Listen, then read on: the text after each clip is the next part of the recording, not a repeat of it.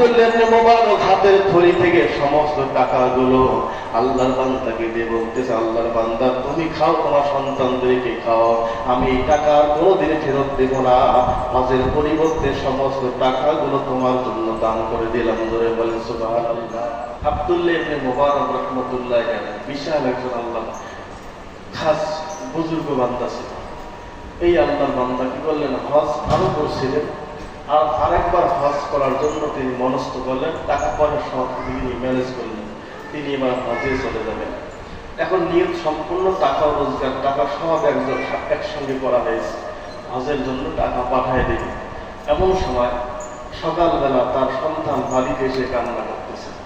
আব্দুল্লাহ ইবনে মুবারকের সন্তান কি করতেছেন, কান্না করতেছেন। এবার আব্দুল্লাহ ইবনে মুবারক বলতেছেন, সন্তান তুমি কান্না করো কেন? বলতেছেন, বাবা গো, আমি আমার পাশের বাড়ির মধ্যে গিয়েছিলাম, গিয়ে দেখি তারা গোস্ত রান্না করে খাইতেছে। কি রান্না করে? গোস্ত রান্না করে খাইতেছেন। আমি এতবার বললাম একটু গোস্ত দেওয়ার জন্য, ছোট্ট মানুষ, কিন্তু আমাকে তো দিল না, পাল্টা ধাক্কা দিয়ে বাইরে থেকে আমাকে করলেন, বাহির করে দিলেন। আব্দুল্লাহ ইবনে মুবারকের মনটা ভালো না খারাপ, যে বাড়ি নেয়, বাড়ি থাকার পর আমার সন্তানকে গোস্ত না দিয়ে ধমক দিয়ে তাড়ায় দিলেন, ধাক্কা দিয়ে বাইরে করিয়ে দিলেন।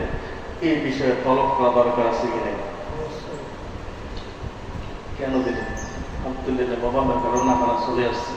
আব্দুল্লাহ ইবনে মুবারক বলতেছেন, বাবা চলো দেখি কোন বাড়িতে গিয়েছো, সেই বাড়িতে একটু তালাশ করতে হবে যে কি কারণে তোমার কি করলেন, গোস্ত না দিয়ে তোমাকে তাড়ায় দিলেন।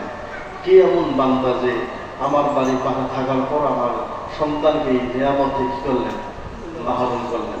আব্দুল্লাহ ইবনে মুবারক তার বাড়িতে চলে যাওয়ার কথা বলতেছে যে আল্লাহর বান্দা, আমার সন্তান আপনার বাড়িতে আসছিল, জি আসছিল, আপনারা কি গোস্ত রান্না করে খাইছেন? জি খাইছি। আমার সন্তান আপনাদের কাছ থেকে একটু গোস্ত চাইছিল, হ্যাঁ এটাও চাইছিল, দেন নেই, কারণ থাকছে।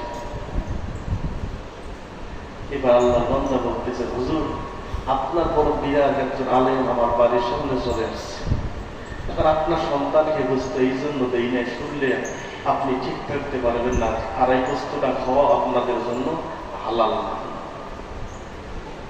হযরতে আব্দুল্লাহ ইবনে মুবারক রাহমাতুল্লাহি আলাইহি বলতেছেন, ও আল্লাহর বান্দা, যেই গোস্ত তোমাদের জন্য হালাল হয়ে গিয়েছে সেই গোস্ত আমার সন্তানের জন্য কেন হারাম হয়ে গেল?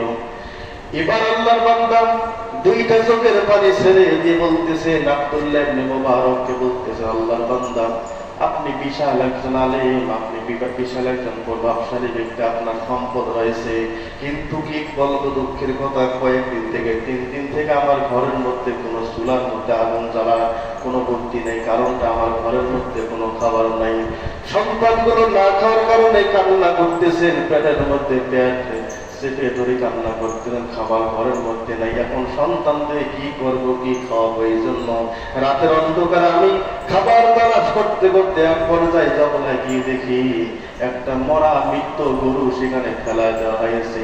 এখন মৃত্যু গরুটা থেকে আমি চামড়া খাটায় সেখান থেকে একটু গোস্তের ব্যবস্থা করেছি।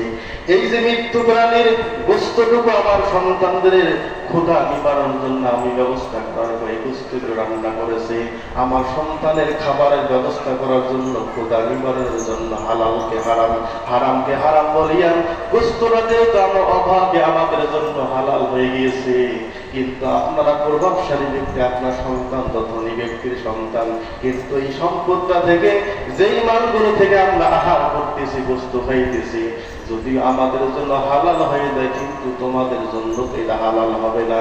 এই জন্য আপনার সন্তান বারবার বলার পরও আমরা একটা টুকরা তাদেরকে গোস্ত দেইনি। ধরে বলেন সুবহানাল্লাহ।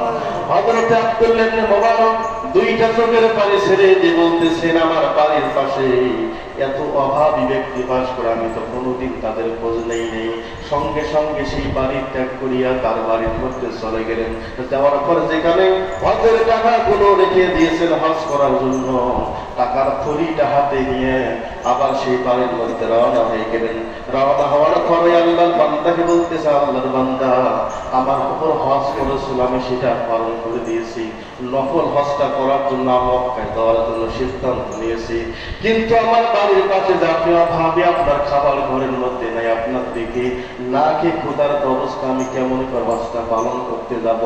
এই বলি হযরতে আব্দুল্লাহ ইবনে মুবারক হাতের থলি থেকে সমস্ত টাকাগুলো আল্লাহর বান্দাকে দিয়ে বলতেছে, আল্লাহর বান্দা তুমি খাও, তোমার সন্তানদেরকে খাও, আমি এই টাকা কোনোদিন ফেরত দেব না, হজের পরিবর্তে সমস্ত টাকাগুলো তোমার জন্য দান করে দিলাম। ধরে বলেন সুবহানাল্লাহ। এই টাকাগুলো দান করার পর আল্লাহর বান্দা সেই বছর হজ গেলেন না, না গিয়ে যখন বাড়ির মধ্যে চলে আসলেন, কাবা বাইতুল্লাহ তাওয়াফ করার হজের মৌসুম যখন শেষ হয়ে গেল, হাজীগণ যখন আস্তে আস্তে বাইতুল্লাহ থেকে বাড়ির মধ্যে রওনা হয়ে গেল, কয়েকদিন পর যখন আব্দুল্লাহ ইবনে মুবারকের বন্ধু হজে গিয়েছিলেন, সেই বন্ধু আব্দুল্লাহ ইবনে মুবারককে বলতেছেন, বন্ধুরে তুমি হজ থেকে কখন বাড়ির মধ্যে রওনা পৌঁছে গেলেন? আব্দুল্লাহ ইবনে মুবারক বলতেছে, ভাই আমি কিন্তু হজে যাই নাই, আমি যাইতেছি গেছিলাম, কিন্তু এই ঘটনা আমার বাড়ির মধ্যে ঘটেছে, এই জন্য হজে যাইতে পারি নাই, টাকাগুলো আমি দান করে দিয়েছি। আল্লাহর বান্দা ওই যে তার বন্ধু বিশ্বাস করতেছে না, এটা কেমন করে হইতে পারে, না না তুমি হজে গিয়েছিলে, কারণটা কি? আব্দুল্লাহ ইবনে মুবারক বলতেছেন, বন্ধুরে আল্লাহর কসম করে বলতেছি, ওয়াল্লাহি বিল্লাহি আল্লাহর কসম করে বলতেছি আমি এই বছর হজের মধ্যে যাই নাই। বন্ধু বলতেছেন, বন্ধুরে তুমি হজে যাও নাই, কথাটা যদিও সত্যি হয়, আমি যখন বাইতুল্লাহ তাওয়াফ করতে গিয়েছি আমার সামনে কাতারে দেখি তুমি আব্দুল্লাহ ইবনে মুবারক দাঁড়ায় আছো। জোরে বলেন সুবহানাল্লাহ। আমি যেই ঘরের মধ্যে পাথর নিক্ষেপ করি, মিনা পর্বতের পাদদেশের মধ্যে যখন পাথর ঢালাই, আমি তাকায় দেখে আমার সামনে তুমি দাঁড়ায় আছো, যেখানে আমি যতগুলো কাজ করেছি হজরে, সেই জায়গাগুলোতে সামন কাতারে তুমি আব্দুল্লাহ ইবনে মুবারক দাঁড়িয়েছিলে। জোরে বলেন সুবহানাল্লাহ। বন্ধু বলতেছে, কেমন করে মারা যায়? আমি হজের মধ্যে গিয়ে দেখি তুমি সব সময় আমার সামন কাতারে নামাজ করো, সামন কাতারে তাওয়াফ করো, সামন কাতারে পাথর ঢালো, এটা কেমন করে হইতে পারে? আব্দুল্লাহ ইবনে মুবারক আশ্চর্য হয়ে গেলেন, আমি তো হজে যাই নাই। বলতেছে, আমার এই কাহিনী আমি হজে যাই নাই, কিন্তু আল্লাহ বলে আব্দুল্লাহ ইবনে মুবারক তুমি হজের নিয়ত করেছিলে, কিন্তু বাড়ির পাশে অভাবী ব্যক্তিকে তুমি খাবার খাওয়ানোর জন্য হজে যাইতে পারো নাই, কিন্তু আল্লাহ তাআলা তোমার আমলনামায় একটা কবুল হজের সওয়াব তোমার আমলনামায় দান করে দিয়েছেন। জোরে বলেন সুবহানাল্লাহ।